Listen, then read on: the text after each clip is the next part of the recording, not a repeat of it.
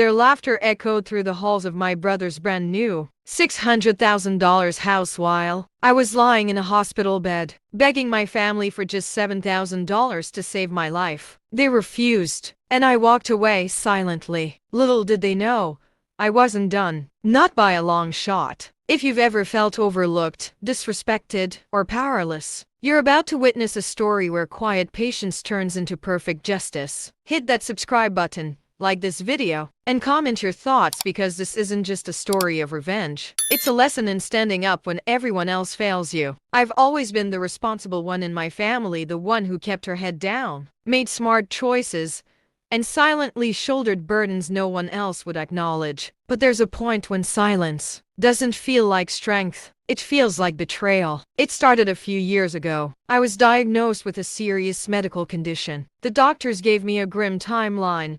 If I didn't undergo surgery soon, things could get catastrophic. And while I was terrified, I tried to stay calm, rational. I did what most people would do. I went to my family for help. 700, I said. I just need $7,000 for the surgery. I'll manage the rest. Their reaction? Silence, averted eyes. And then my mother, casually, almost dismissively. We can't, dear. We have other expenses. Other expenses. Little did I know, their definition of other expenses included a brand new house for my older brother. A house that cost $600,000. $600,000. And the kicker? He didn't even need it yet. It was a dream project.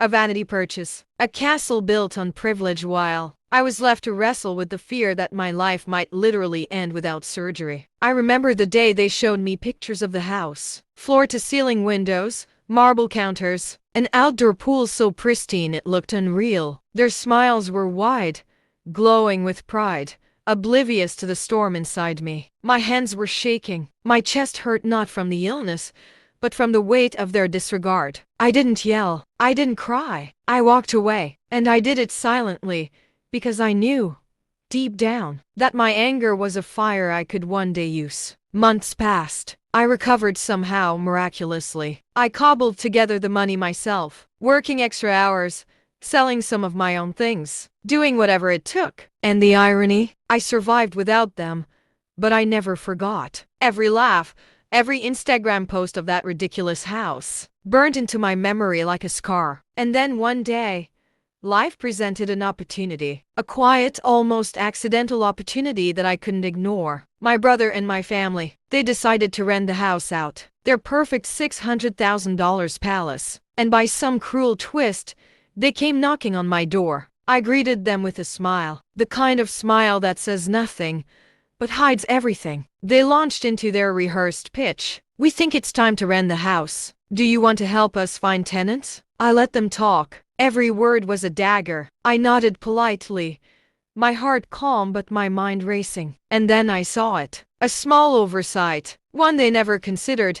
They didn't check for proper landlord protocols. The house had liens, permits that weren't fully cleared. And trust me, this wasn't just a technicality. It was the kind of detail that could halt an entire rental process. So I smiled, sweetly, and I offered to help. Over the next few weeks, I became indispensable to them. I handled inquiries, drafted rental agreements, and scheduled viewings. I made everything seem professional, organized, and legitimate. And all the while, I made sure the right things were in place to delay the process just enough. The house was gorgeous, but the paperwork, a mess. A real nightmare if you didn't know the laws. Then came the first couple interested in renting. They were serious, ready to sign, and my family was ecstatic, until the small things I had quietly orchestrated started to surface. The permits were incomplete. Certain structural documents were missing. Insurance wasn't properly filed. Each issue, though minor in isolation,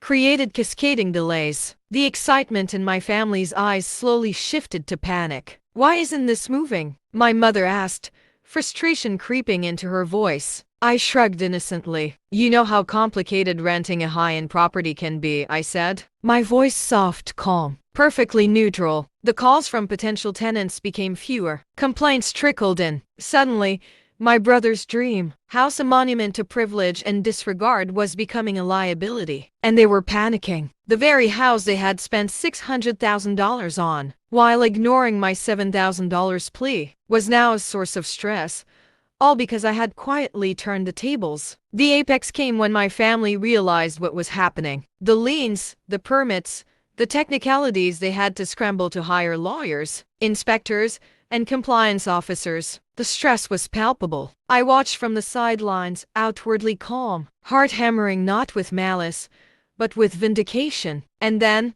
the final blow. I had one last small favor to offer. I suggested a temporary tenant who could occupy the house immediately. Perfect fit, clean record, ready to pay. Only problem, they had to go through all the proper channels. My family, desperate, agreed. Weeks passed. By the time my family realized that every step had to be meticulously reviewed and they couldn't rush it, the tenant had signed a long-term lease, completely legally binding. My brother couldn't just reclaim the house. The financial and legal commitment was solid. And there I was, watching, silent. The injustice of my own life, ignored pleas, lack of empathy, and blatant favoritism had been returned to them. Not with anger, not with cruelty, but with precision, with patience, with perfect, quiet revenge. The moment was bittersweet. I wasn't jumping up and down, celebrating in glee. I wasn't gloating on social media. I simply felt free. For the first time in years, I didn't feel powerless. I had been heard even if they never acknowledged it. I had turned silence into strength and anger into action. That day, as they called me repeatedly, panicked and flustered, I smiled, and I said nothing. I let the law, the contracts, and their own negligence speak for me. Life doesn't always hand us justice on a silver platter. Sometimes we have to carve it ourselves with patience, intelligence, and integrity. The sweetest victories aren't loud, they're silent, precise, and deeply deserved. If you've ever been overlooked, disrespected, or underestimated, remember, power isn't always loud, it's smart, patient, and deliberate. Like this video, share it, and subscribe to hear more stories where justice is finally exquisitely served. Tell me in the comments, what's the most satisfying revenge you've ever witnessed?